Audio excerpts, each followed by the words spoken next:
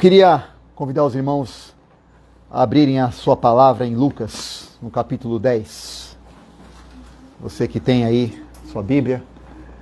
E eu já estou aqui de prontidão com os nossos ajudantes, né? O Espírito, presente. A alma, presente. E o corpo. Presente. Isso.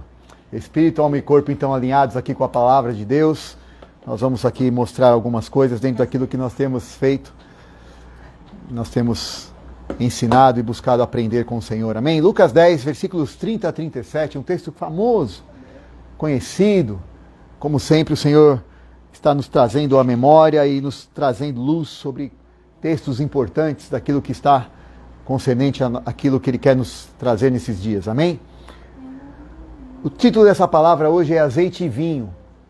E nós temos visto e temos mostrado que Deus nos tem colocado e usa os símbolos da palavra para nos mostrar quem nós somos e o que Ele tem de propósito e projeto para nós. Amém?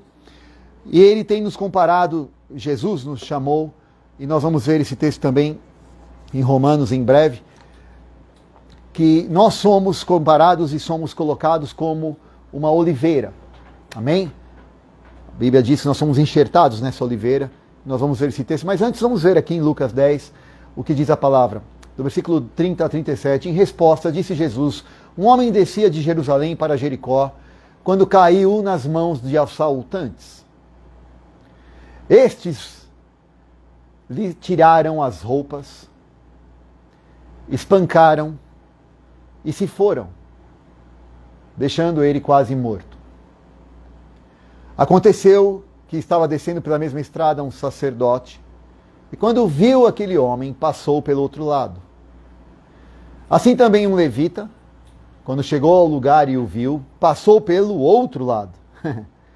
Mas um samaritano, estando de viagem, chegou onde se encontrava o homem, e quando viu, teve piedade dele. Aproximou-se, enfaixou-lhe as feridas e derramou nelas vinho e óleo. Derramou nelas vinho e óleo. Depois colocou sobre seu próprio animal, levou-o para uma hospedaria e cuidou dele. No dia seguinte deu 2 denários ao hospedeiro e lhe disse: cuide dele. Quando eu voltar, pagarei todas as despesas que você tiver. Qual destes 3 você acha que foi o próximo do homem que caiu nas mãos dos assaltantes? Aí é aquele que teve misericórdia dele, respondeu o perito na lei. Jesus lhe disse: vá e faça o mesmo. Vá e faça o mesmo. Amém? Senhor, essa é a tua palavra. Nós, mais uma vez, estamos aqui nesta manhã reunidos. Senhor, não para cumprir um compromisso dominical. Não, Senhor, para bater um ponto ou para deixar as coisas, a barra limpa com o Senhor. Mas nós estamos aqui porque te amamos, Deus. Porque não há nada maior, nada, Senhor, que nos satisfaça a não ser estar na tua presença e buscar receber de ti o alimento, receber de ti a provisão. Por isso, em nome de Jesus, Senhor, nós pedimos que a tua palavra flua e caia em nossos corações, Senhor, e nós acolhemos com mansidão esta palavra em nome de Jesus. E declaramos que ela frutificará conforme o teu querer, conforme a tua vontade, em nome de Jesus. Amém. Amém, queridos. Eu queria ainda trazer um outro paralelo a este texto, que diz o seguinte: nós podemos aqui estamos aqui falando, e a palavra de Deus nos ensina, se você quiser entender o símbolo, estuda o símbolo. E o o bom samaritano derramou sobre aquele homem azeite e vinho. Vamos ver ali ainda um outro texto em Mateus 25. Mateus 25, o texto também muito famoso, do versículo 1 ao 13, diz assim: então o reino dos céus, Mateus 25, de 1 a 13, então diz assim: o reino dos céus é semelhante a 10 virgens, que tomando as suas lâmpadas, saíram ao encontro do esposo. E 5 delas eram prudentes, mas 5 eram loucas, ou nécias, conforme a tua palavra. As loucas, tomando as suas lâmpadas, não levaram azeite. Diga, não levaram azeite. Tardando o esposo, tosquenejaram todas cochilaram, né? Adormeceram. Mas à meia-noite ouviu-se um clamor. Aí vem o esposo! Saiam-lhe ao encontro, ou saí-lhe ao encontro. Então todas aquelas virgens se levantaram e prepararam as suas lâmpadas. As loucas disseram para as prudentes, nos dai do seu azeite aí, porque as nossas lâmpadas estão se apagando. Mas as prudentes responderam, dizendo, não seja o caso que nos falte a nós e a vós. Ide antes aos que vendem e comprai para vós. Percebam qual horário que era isso? O texto nos diz à meia-noite. Estranho um comércio aberto esse horário. Vamos entender o que é esse comércio. Vamos entender o que é esse local. Comércio é uma palavra ruim, mas vamos entender onde é esse local, ou quem que vende esse azeite. Mas as prudentes responderam, então não faça isso e tal. E elas foram, e tendo elas ido comprá-lo, chegou o noivo, chegou o esposo. E as que estavam preparadas entraram com ele para a boda, para as bodas, e fechou-se a porta. E ele respondendo disse, em verdade vos digo que não vos conheço. Perdão, eu pulei um versículo. E depois chegaram também as outras virgens dizendo, Senhor, Senhor, abre-nos. E ele respondendo disse, em verdade vos digo que não vos conheço. Vigiai, pois não sabeis o dia nem a hora que o Filho do Homem há de vir. Amém? Vamos ainda em mais um texto, para que depois a gente faça um apanhado geral. Agora está em Apocalipse. Uau, lá no final. Apocalipse, capítulo 6, versículos 5 e 6. Diz assim, Apocalipse 6, versículos 5 e 6. E havendo aberto o terceiro selo, ouvi dizer o terceiro animal, vem e vê. E olhei, e eis um cavalo preto, e que o que estava sentado tinha uma balança na sua mão. E ouvi uma voz no meio dos 4 animais que dizia, uma medida de trigo por 1 dinheiro, e 3 medidas de cevada por 1 dinheiro, mas não danifiques. O quê? O azeite e o vinho. O azeite e o vinho. Ok, vamos entender o símbolo primeiro. O que é o azeite? Né? Ok. Mas, amém, a presença do Espírito. Mas vamos entender primeiro o símbolo de forma natural. O azeite vem de onde? De uma oliveira. Uma oliveira, se você e eu formos estudar, é talvez uma das árvores mais antigas que existe. Ela é muito forte, ela tem na cultura judaica, ela tem uma origem ali próximo da região do Irã, na parte ocidental do mar Mediterrâneo. É uma árvore de tronco retorcido, cada retorce dela é mais ou menos 100 anos. Para cada retorcida que ela dá. Ela só começa a dar frutos depois, no mínimo, de uns 15 a 20 anos. Ela não dá fruto antes disso. Ou seja, ela demora para dar fruto. E ela é muito longínqua. Ela vive muito. Eu tive o privilégio pessoal de estar num olival. Em Portugal, eu tive a grata satisfação de estar e ver a colheita e ver o processo da transformação. E por isso o Senhor tem colocado algumas coisas, Deus nos traz experiências para provavelmente e com certeza falar conosco.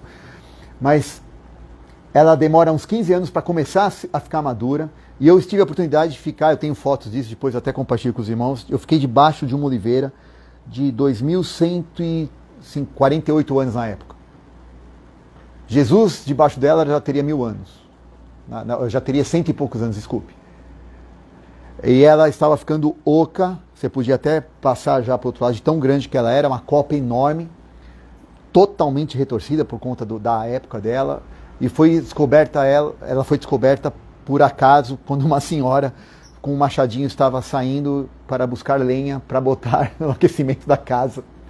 E a pessoa que o encontrou, onde o senhor está? Não, eu vou ali. Quando ele foi ver a oliveira, falou, pelo amor de Deus, não faça isso. Comprou lenha para ela e procurou preservar aquele local. Né? O nosso é um querido amigo, o engenheiro André, fica ali na região de Abrantes. Ele arrendou esse espaço e hoje essa oliveira ela é um dos ela é tombada como uma das coisas culturais e especiais ali de Portugal por conta do trabalho deste homem, né? Um trabalho precioso, ele cercou o espaço, muito bonita a história. E eu tive a oportunidade de dar estar, e ela continua dando azeitonas. É muito legal. A azeitona que ela dá agora já não é uma azeitona com grande quantidade.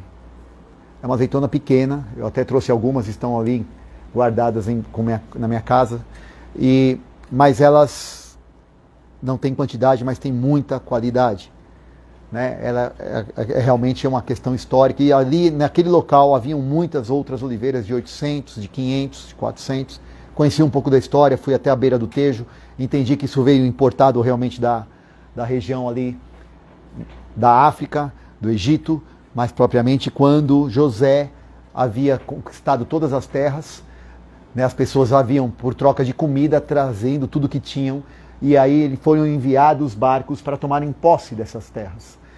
E quando eles chegavam, a civilização era formada, eles formavam ali um povoado, e o símbolo desse povoado era uma árvore frutífera, uma vinha e uma oliveira. Então você podia ver ao redor da cidade, eles punham ali, eu tive a oportunidade de no Tejo estar, na beira do Tejo, uma região ali cercada, né? Eles preservaram ali bem à beira mesmo, né? Então você via ali uma oliveira, os animais ficavam num terceiro círculo, então faziam círculos ao redor do povoado, e você via então a civilização sendo formada, o quanto é importante a oliveira na característica dessa civilização. E que mais que ela serve? Primeiro, alimento, né? A azeitona serve como alimento, como remédio. Você, ao fazer a extração, né? Nós vemos aqui no texto, você fazia isso, e também na palavra para unção. Existe uma fórmula especial quando você extrai esse azeite para fazer com que ele fosse usado. Nós vemos alguns textos em Neemias, por exemplo, 9, versículo 25, diz assim: conquistaram cidades fortificadas e terra fértil, apossaram-se dessas casas cheias de bem, poços já escavados, vinhas e olivais, muitas árvores frutíferas, comeram até se fartar e foram bem alimentados, e desfrutaram da grande bondade do Senhor. Então, oliveira como alimento e como remédio, desde a planta do pé até a cabeça. Em Isaías 1,6 diz assim: desde a planta do pé até a cabeça, não há nele coisa sã, senão feridas e inchaços. Chagas podres são exprimidas, nem ligadas, mas são amolecidas com óleo. Então o azeite amolece, cura, traz unção, traz graça. Existem, em Apocalipse 11:4, diz que existem duas testemunhas, que são duas oliveiras. Né? Então essas são as duas oliveiras e os dois castiçais que estão diante de Deus na terra. São referências da palavra com relação à oliveira. E aí vamos ler então o texto de Romanos 11. Esse texto eu gostaria que você abrisse, Romanos 11, versículos 16 em diante. Romanos capítulo 11. Versículo 16 em diante diz o seguinte: e se as primícias são santas, também a massa o é. Se a raiz é santa, também os ramos são. E se alguns dos ramos forem quebrados, e tu, sendo jambuzeiro, foste enxertado no lugar deles, e feito participante da raiz e da seiva da oliveira, não te glories contra os ramos. Perceba, nós somos enxertados, aqui está falando de zambujeiro. O zambujeiro é uma árvore brava que foi enxertada aonde? Numa oliveira. Aqui ele está falando do povo de Israel, ok? Trazendo o contexto. Então ele está dizendo, você que foi enxertado no povo de Israel, você agora que foi feito povo de Deus, não se glorie contra os ramos, ou seja, contra os judeus. E se contra eles você se gloriar, não és tu que sustenta a raiz, mas é a raiz que sustenta a ti. Dirás, pois, os ramos foram quebrados para que eu fosse enxertado. Está bem, mas pela sua incredulidade eles foram quebrados. Por que eles foram quebrados? Porque não creram. E tu estás em pé pela fé. E lembra que nós temos falado, fazendo um parênteses aqui, a fé que não inclui o outro não é fé. Lembram? A fé que não inclui o outro não é fé, ela é crença. Porque fé sempre vai me levar a incluir o outro. sempre vai me fazer agir numa convicção de que eu sou amado por Deus e porque eu sou amado eu amo. Então a fé de verdade nunca exclui ninguém. Ela aproxima, ela inclui. Ela trabalha numa convicção de que eu posso, pelo poder do amor de Deus que opera em mim. Então, pela incredulidade eles foram quebrados. Você está em pé então por causa da fé. Não te ensoberbeças, mas tenha medo, tenha temor. Medo não, temor, respeito. Porque se Deus não poupou os ramos naturais, teme que não te poupe a ti também. Considera, pois, a bondade e a severidade de Deus para os que caíram, e na sua benignidade, eu perdi o texto aqui, pois a bondade e a severidade de Deus para com os que caíram, severidade, mas para contigo, benignidade. Se permaneceres na sua benignidade, de outra maneira tu serás cortado. E também eles, se não permanecerem na incredulidade, serão enxertados. Porque poderoso é Deus para os tornar a enxertar. Porque se tu foste cortado do natural zambujeiro e, contra a natureza, enxertado na boa oliveira, quanto mais estes que são naturais serão enxertados na sua própria oliveira. Voltando aqui, ele está falando do povo judeu. Oi? Oliveira, né?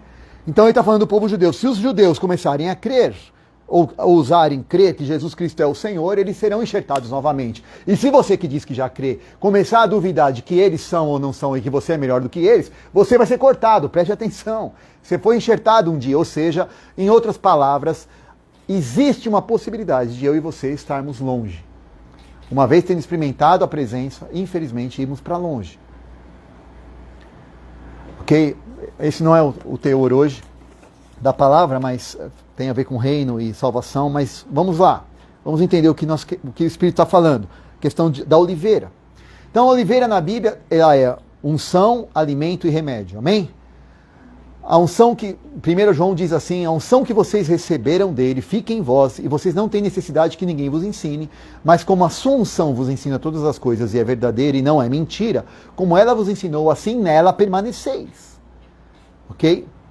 E Tiago 5 diz, se está entre vós alguém doente, chame os presbíteros da igreja, orem sobre essa pessoa, ungindo com azeite, com óleo em nome do Senhor, e a oração da fé salvará o doente, e o Senhor o levantará, e se houver cometido pecados, lhe serão perdoados.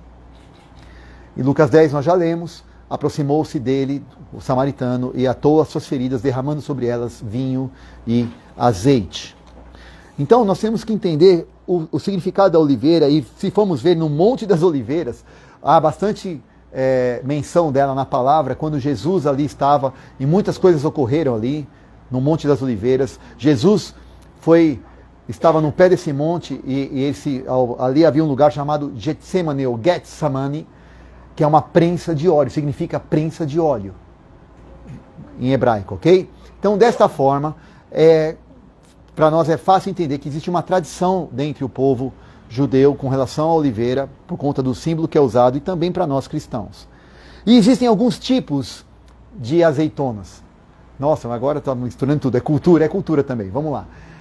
Existe a picual, a arquebina, a ojiblanca para falar só do lecino, frantoio e coratina para falar da Itália, cobrançosa e galega são as principais em Portugal, calamata, coroneiki na Grécia, e existe uma nos Estados Unidos chamada missão. Agora, o que é interessante, e aí eu quero chegar num ponto prático, você olhando o natural vai entender o espiritual. Eu não sei se você sabe, mas não existe azeitona de cores diferentes, né? Você vai lá, planta e nasce a preta, nasce a marrom, nasce a verde. É tudo uma cor só, na verdade elas todas nascem verdes e vão mudando, elas têm 5 cores. Elas vão atingindo o estágio e vão amadurecendo. Ela é muito mais, com muito mais qualidade a partir do momento que ela está verde. Quanto mais ela for rapidamente colhida e rapidamente transformada em azeite, melhor é a qualidade dela, ok? E a prensa tem que ser feita a frio, não tem que sofrer calor, porque se sofrer calor, as capacidades que ela tem, né, as características que estão lá nesse azeite vão se perder, né? E quanto mais tempo ela ficar no pé, ela vai mudando, ela vai amadurecendo, só que ela vai crescendo quantidade, e aí já não são mais a qualidade de óleo, mas são ácidos graxos. Então gera-se mais quantidade, mas muito menos qualidade. Ao olhar para o natural, nós temos que entender então que a palavra está nos dizendo que nós temos que ser como oliveiras, e a palavra diz que nós temos que ter óleo. E aí você e eu vimos um texto que as virgens não tinham esse óleo. São dois tipos de pessoa, aqui não é uma questão de quantidade de pessoas, mas existe um tipo de pessoa que tem óleo. E tem outro tipo de pessoa que não tem esse óleo.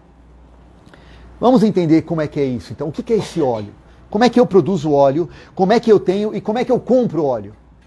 Porque nós vimos que as virgens foram comprar óleo. Amém? Onde elas foram comprar óleo? À meia-noite. Se você e eu formos ver meia-noite, na calada da noite, né? Já é um período que você e eu, tá tudo fechado, as coisas não funcionam, mas elas encontraram, tanto que voltaram. Oi? Elas voltaram. Sinal que encontraram. Amém? Então vamos entender como funciona isso dentro de nós. Nós todos já sabemos que somos um... Fique em pé, meu filho. Somos um espírito. Amém? Somos um espírito, temos uma alma e habitamos num corpo. E nós temos visto que Deus nos colocou e nos enxertou na raiz. Ok? Qual é a raiz? O Espírito Santo de Deus. Ok. Mas quem mora agora dentro do nosso espírito quando nós aceitamos Jesus?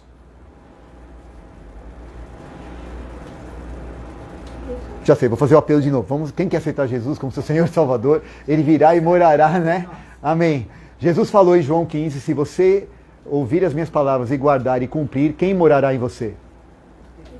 Eu morarei em você. E se você cumprir e guardar as minhas palavras, eu e meu Pai viremos e faremos em você morada. Então quem mora em nós? Jesus e o Pai. Amém? Então Jesus, vem cá de novo, Jesus. Jesus já chegou, aleluia. Né? Aleluia. Jesus pode vir aqui. Jesus é grande. Quão grande é o... Não, fique em pé um pouquinho. É grande é o Senhor, aleluia. Pode... Mas Jesus já está sentado nas regiões celestiais, porque Ele já fez tudo o que tinha que fazer. Deixa eu colocar aqui para você. Isso, todos nós vamos ver. Então Jesus está sentado nas regiões celestiais, já fez a sua obra e agora cabe a nós, fazemos a nós.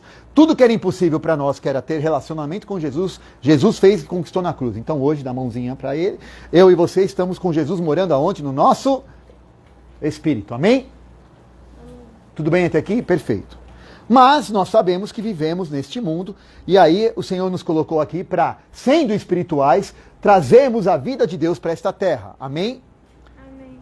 Então nós temos que transferir a vida de Deus que está ali para a nossa alma. Sabemos que a nossa alma compreende nossas emoções, a nossa vontade e os nossos pensamentos. Amém? Pensamentos, vontade e emoções. Então, o que você pensa, o que você sente e o que você decide estão aqui na alma.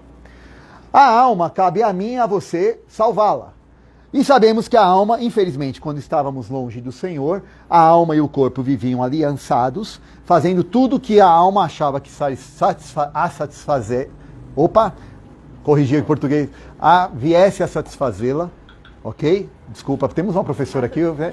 Então vamos tomar cuidado. Tudo que viesse a satisfazer a sua alma, o corpo veio providenciar, amém?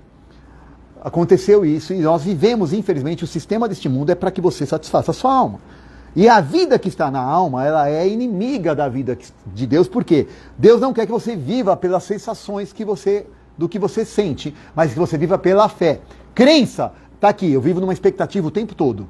Depende de coisas que vão acontecer, depende do meu esforço, depende do meu braço, depende da minha vontade, depende do que eu quero. Então, tudo que eu controlo, então vai me fazer ser feliz. Não é isso que Deus disse. Deus disse que se você tiver fé e se aproximar dele, você ser o próximo de Deus, ficar próximo do Senhor, decidir pela decisão da sua alma, estar junto com o seu espírito, voltar-se para o espírito e viver a vida que Jesus tem para você, então tudo que você aqui está na sua alma atingirá o seu corpo e você viverá uma vida feliz, porque você vai dominar esta terra, o corpo veio da terra, então você dominando a sua terra, aleluia, você só vai fazer coisas boas, amém? Amém. Mas o que aconteceu nesse processo? Fica aqui um pouquinho, um afastado do outro, pode soltar a mão. A palavra a palavra de Deus nos diz, em 1 Coríntios 10, que a nossa luta não é contra carne e sangue, mas contra principados e potestades nas regiões celestiais, e que as nossas armas não são carnais, mas são poderosas em Deus. Para destruir o quê? E derribar o quê? Estruturas de raciocínio. Ok? Essas estruturas de raciocínio, elas foram sendo formadas na nossa vida com o passar do tempo. Tiramos do bolso, meu filho, brigar corpo é uma folga mesmo. Vamos lá. Vamos entender o que são essas estruturas de raciocínio. Segura aqui, por favor. Segura aqui. Você continua a com a outra mão. Ali, põe a mão aqui. Isso. Isso, não. Segura aí. Corpo, segura aqui para ela, fechando aqui a alma. Isso. Segura aí. Fica quietinha aí. Pronto. Vamos entender o que aconteceu. Quando eu e você vivemos somente pela alma, pelo nosso corpo, foi sendo criada uma caixinha e você e eu começamos a ficar bitolados vivendo regra religiosa. Alô? Regras religiosas. Quando eu e você, deixa que eu seguro aqui, vira para cá, em nome de coisas para Deus, fazemos um monte de coisas, falamos até de Deus, fazemos obras que entendemos serem boas, mas fazemos isso baseado numa estrutura de raciocínio equivocada. Por quê? A vida de Deus que está no teu espírito não está fluindo na alma. Alô? A seiva da raiz, faz o sinal aí, Jesus. A seiva da raiz no espírito está no teu espírito. Alô? Já está em você. Mas não flui. Por quê? Existe um bloqueio na sua alma e na minha alma, que a Bíblia chama de estruturas de raciocínio. Essas estruturas de raciocínio, elas impedindo estão da vida da seiva fluir e alcançar o seu corpo, e você então experimentar o melhor de Deus nesta terra. E aí então, dentro dessa estrutura de raciocínio, nós achamos que o inimigo é o que está fora. E vem aqui para nós, a única comunicação que existe agora, isso, pode soltar isso aqui, beleza. Aí então, o corpo está alinhado com a alma, mas bloqueados para o espírito. Então vem uma informação da alma, dos sentimentos, das percepções, das vontades, vem uma informação de que o meu inimigo está fora e que eu preciso fazer coisas então para agradar a Deus, para talvez transpor essa barreira, transpor o nível de não aceitação, o nível de carência, o nível de buracos que eu tenho dentro de mim, para quem sabe, em algum determinado momento, baixa um pouquinho o braço, só baixa o braço, eu consiga visualizar um pouco a vida, tocar de vez em quando na vida do meu espírito, receber um pouco da seiva que está no Senhor, para que vindo essa seiva, então eu me sinto um pouco alegre, a coisa funciona, mas no outro dia, na segunda-feira, a barreira continua segurando, filha, obrigado, a barreira continua me atrapalhando e eu não experimento aquela vida todo o tempo. Eu tenho momentos, eu tenho frissons da graça de Deus. Pior, a minha alma se contentou a viver assim. Pior, a minha alma ensina a viver assim.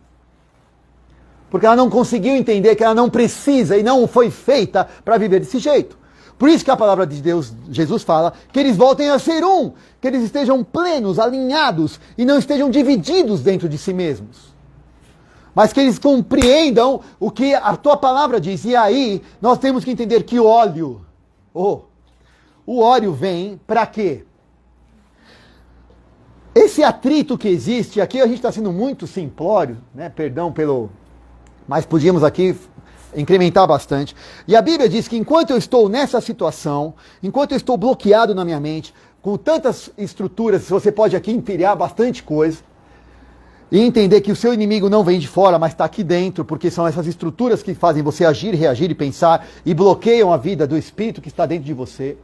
E a palavra de Deus diz que eu e você precisamos tomar cuidado, porque em Mateus 7 diz que com a medida que eu meço os outros, eu vou ser medido. Quantos metros tem a sua trena? Porque o sacerdote, quando viu ali alguém necessitado, e era alguém que devia representar a Deus para os homens e os homens a Deus. O sacerdote fala disso, ok? E nós somos sacerdotes, aleluia. A palavra diz, vocês são raça eleita, povo de propriedade exclusiva de Deus, sacerdócio real. Então nós somos sacerdotes. Mas quando ele vê a pessoa, ele dá uma medida. Peraí, deixa eu passar mais longe. Deixa eu ir mais longe. Ficar longe desse tipo de gente. Eu sou sacerdote.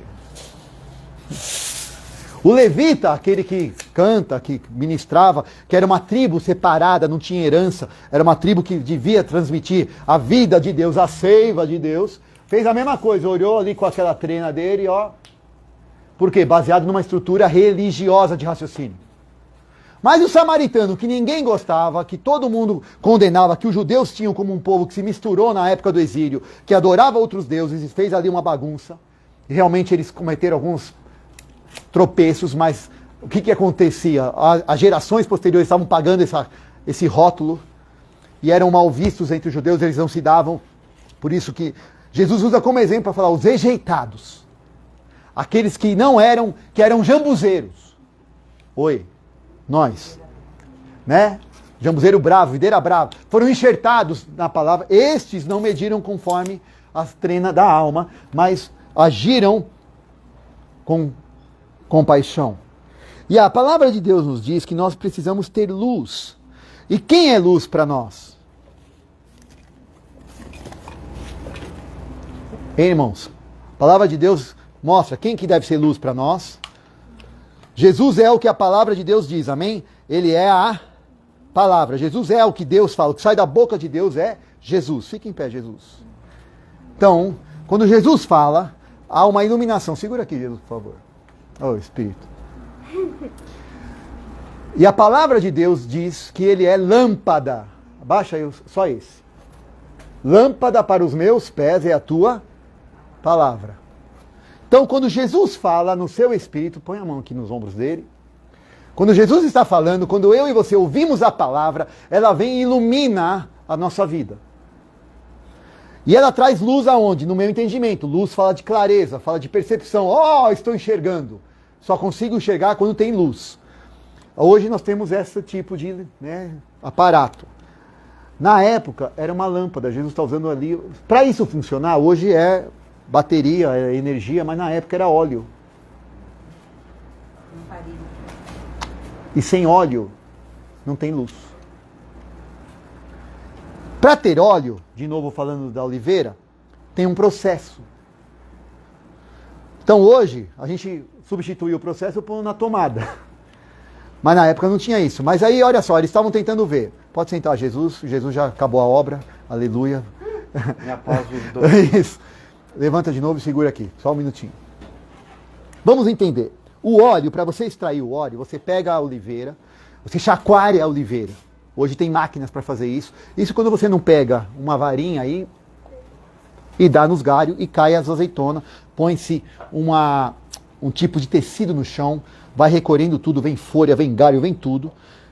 Pega-se isso hoje com um guindaste, põe-se num caminhão, chega-se no local para extração, né, na fábrica, vamos assim dizer. Joga-se tudo isso num lugar, numa esteira. Essa esteira entra numa máquina hoje, falando de hoje. Entra numa máquina, essa máquina começa com um processo de peso, a separar galhos, folhas, e a jogar água, e a limpar, e a lavar essas azeitonas. Elas continuam numa esteira, procura-se pegar sempre da mesma espécie para não misturar as espécies. Elas vão sendo lavadas, vão sendo limpas. Depois de passar por esse processo primeiro, elas vão depois para uma outra máquina, vão ser colocadas num grande tonel. E desse grande tonel, elas são conduzidas por, obviamente, canais específicos, canos específicos, para uma máquina que hoje tem uma pressão e começa a triturar, a fazer a prensa, e demora ali. A temperatura é controlada, o ambiente é controlado, tudo controlado, porque não pode esquentar, porque se esquentar, todas as características organoléticas do azeite se perdem. Ok? A característica que o azeite tem, as propriedades que o azeite tem, o aroma, a capacidade, não só a questão, a gente aqui no Brasil fala muito de acidez, eu não vou entrar no mérito técnico aqui, mas vamos lá. A questão aqui é tudo que ela tem de bom pode se perder se esquentar. Por isso que Deus fala que o sacrifício é vivo, santo e agradável e é liberal. Não é algo que dependeu do fogo. Puseram o fogo e saí andando. Esquentou a brasa, agora eu vou. O teu azeite não vai ser tão bom se você fizer assim. Mas vamos entender. Dentro dessa pressão, dentro dessa angústia, dentro dessa prensa, aonde que essa prensa acontece, irmãos? Aonde que acontece essa prensa? Em que parte do nosso ser? Na alma. Porque Jesus, quando está no Getsemane, ali no lugar da prensa, ele fala: Senhor, se for possível, passa. Mas não seja feita a minha vontade, seja feita a tua. Ali Jesus está sendo prensado, ou seja, vai ter momentos, e vamos lá, vamos ser bem práticos. Todo o tempo eu e você estamos debaixo de uma prensa. Ou não? A vida é uma prensa. A vida é uma pressão. Viver exige de nós estarmos ali o tempo todo. E aí a nossa alma precisa estar alinhada, precisa estar focada para que ela não venha sofrer desnecessariamente as pressões que não vão produzir o óleo correto. Alô? Ou você vai produzir óleo, ou você vai produzir outra coisa. E aí, a gente tem que entender que o que está aqui dentro foi Deus que colocou. A alma é boa, só que ela foi corrompida. E, entendendo o texto, as mulheres que não tinham ali o óleo, elas estavam tentando com a lanterna desligada, sem combustível, enxergar. E elas foram comprar. O que elas fizeram? Foram correndo buscar aquilo que deviam ter feito todo o tempo. Viver a palavra não é só na hora que você vai encontrar com o noivo. Não é só no domingão. Não é só no momento do culto. Viver a palavra é eu e você entendemos que eu preciso de óleo, porque o óleo, ele lubrifica, ele torna o atrito, ele reduz a linha de atrito, ele reduz tudo aquilo que pode me trazer traumas, me machucar, trazer angústia. Porque o óleo, quando ele vem, além de lubrificar, de produzir vida, ele é lâmpada, ele mantém acesa a chama, ele mantém acesa o fogo que vai poder trazer a paixão pelas coisas do Espírito. E aí ele vai começar a derribar as estruturas de raciocínio. Aquilo que tem bitolado a minha mente. E como é que eu faço para quebrar estas coisas? Como é que eu faço para diminuir essa distância que existe de mim comigo mesmo? Como é que eu faço para poder vencer isso, romper? E a palavra de Deus diz que ela mesma é viva e eficaz, e ela é o que? Mais cortante. E nós vimos também que ela é capaz... Segura ali, por favor. Quando a palavra diz derribar, preste atenção, derribar não é derrubar. Ok? Natan, segura essa aqui, por favor. Fechando aí a alma. Isso. Derrubar, se nós fôssemos pensar em derrubar, vem aqui, pá, quebra tudo, você pega uma marreta e resolve. Mas derribar é quando você começa a pegar de cima para baixo. Levanta. Levanta mais o braço. Isso. É quando você pega, não importando a altura que está, você vai e arranca um pedacinho. Aí você vem, arranca outro pedacinho. Derribar as estruturas de raciocínio. Deus não vem e chuta o balde. Ele começa a transformar a sua vida, a sua e a minha vida. A transformação da nossa alma é devagarzinho, é um processo. Porque tem coisa aqui na base que é boa. Por exemplo, tem coisa aqui na base que eu e você aprendemos dentro da religiosidade que não deve ser jogado fora. Orar todos os dias. É muito bom. Disciplina espiritual. Buscar o Senhor. Né, fazer o bem. Chegar no horário. Tudo isso é coisa muito boa. Nós não precisamos jogar isso fora. Mas, derribar aqui, ó, as coisas que não prestam. Viver de aparência. Servir a Deus só de vez em quando. Achar que tudo que o meu inimigo está fora e não está dentro.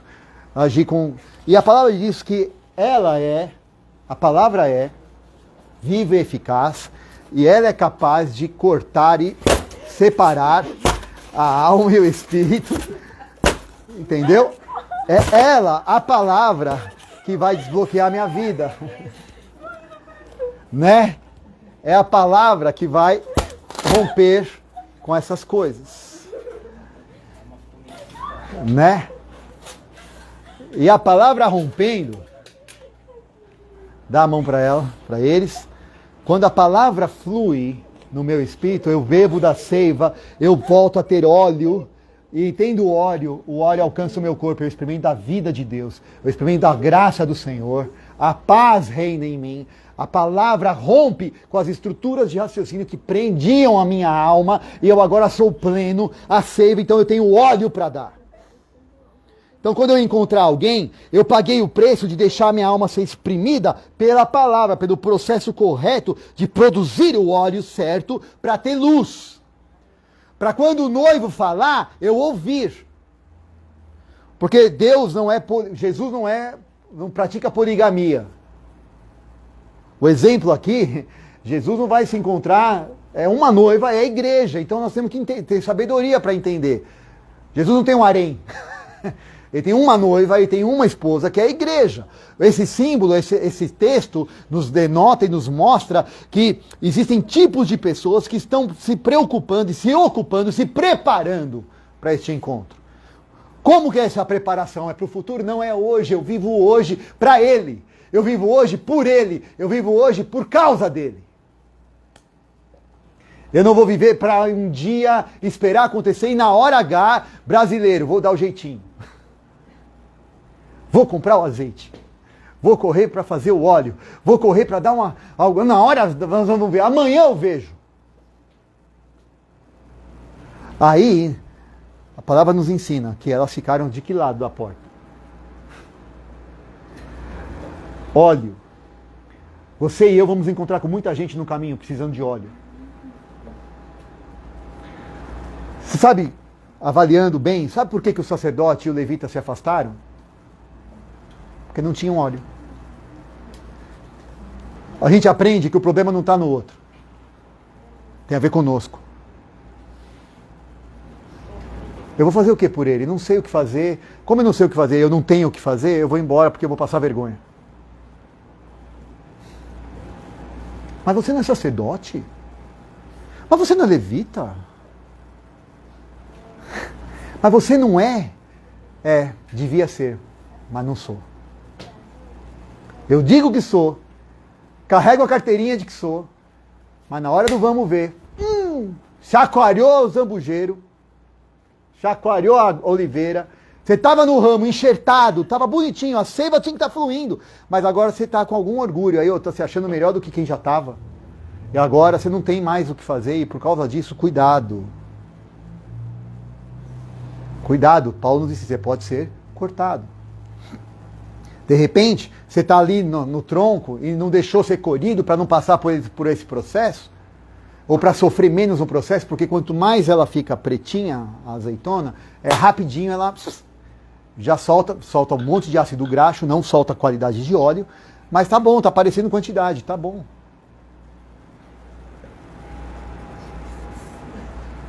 Tem bastante coisa para mostrar, mas não é aquela qualidade de cura, aquela qualidade de vida, não é aquilo que traz substância e substrato da seiva.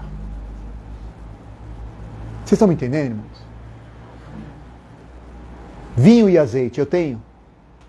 Eu tenho na minha vida vinho e azeite? Eu estou tendo todos os dias, eu estou me permitindo deixar o Espírito agir em mim, e é essa prensa do Espírito que é gentil, que é suave, que é doce, que Ele me guia pela verdade, todas as coisas. A palavra diz que o Espírito Santo derramado na nossa carne nos guiaria a Jesus Cristo que mora no nosso Espírito. Então o Espírito Santo, quando eu e você ouvimos que o Espírito Santo seria derramado sobre toda a carne, Ele vos guiaria no conhecimento.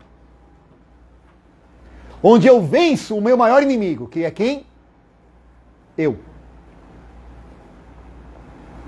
Eu sou o meu maior inimigo, não é o meu cônjuge, não é o meu chefe, não é o meu vizinho, não é o cachorro do vizinho que fez a minha porta de novo. Sou eu o meu maior inimigo.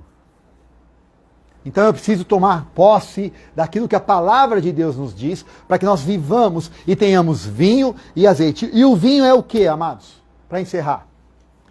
Entendemos um pouco do que é o azeite. O que é o vinho?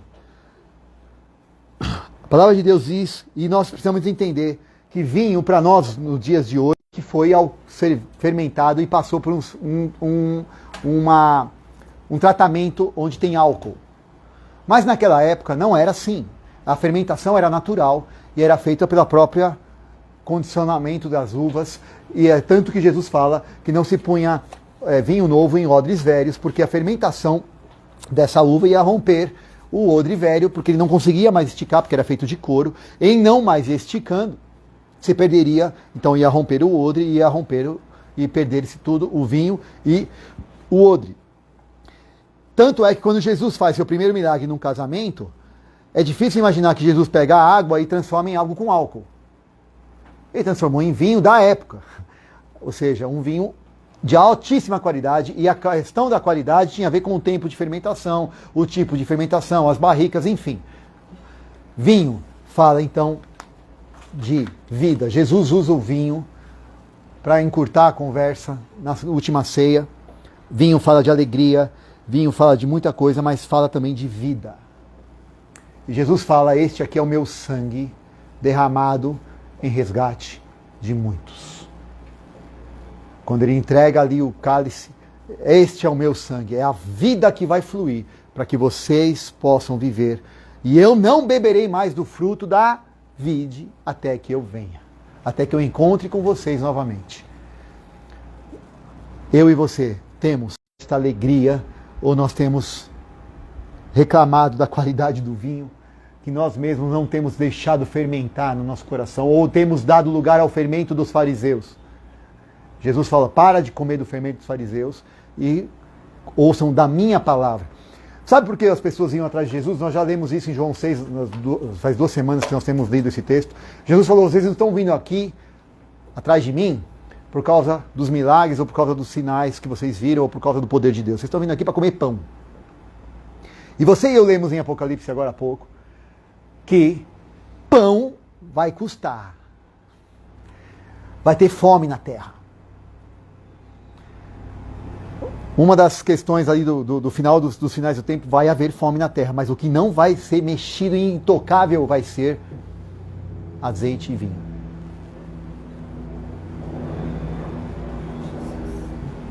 Azeite e vinho. Isso não vai mexer. Então, se eu e você tivermos agora a consciência de que Deus quer te usar nesta terra como um reservatório, Deus quer ter em você uma despensa. Porque em Betel é casa de pão. Como a gente sabe que faltou pão em Betel e é a história de Noemi e as suas noras. Se você for pensar que hoje Deus está usando você e eu como reserva para este mundo que está com fome, mas vai encontrar em você azeite e vinho. Vai encontrar em você cura e vida. Vai encontrar em mim, em você, alegria e satisfação e unção para vencer e entender esse processo e não mais viver debaixo de uma estrutura de raciocínio equivocada e deixar fluir o poder da palavra. Azeite e vinho. Nós temos. Onde está esse azeite? Onde está o vinho? Nós estamos enxertados na árvore correta. O problema não está na raiz. Porque nós lemos lá, se a raiz é boa, os ramos têm que ser. E a raiz é maravilhosamente boa. Ela só é Jesus Cristo. O que você e eu temos feito? Temos produzido vinho, ou a gente aborta o processo de fermentação porque não dá tempo, estou com pressa, precisa ser rápido, preciso beber logo. Mistura aí as uvas. Vamos fazer não monovarietal, que seria de uma variedade só. Blend, não vamos gastar tempo com isso, demora muito para fazer um blend. Vai qualquer uva aí. Põe qualquer azeitona, mistura aí os tipos. Faz qualquer coisa. Tipo azeite. É tipo. Nós estamos tipo ou nós somos de verdade? Né? É extra virgem. Né? Você sabe que o extra virgem, voltando a falar do símbolo natural, você vai entender o espiritual.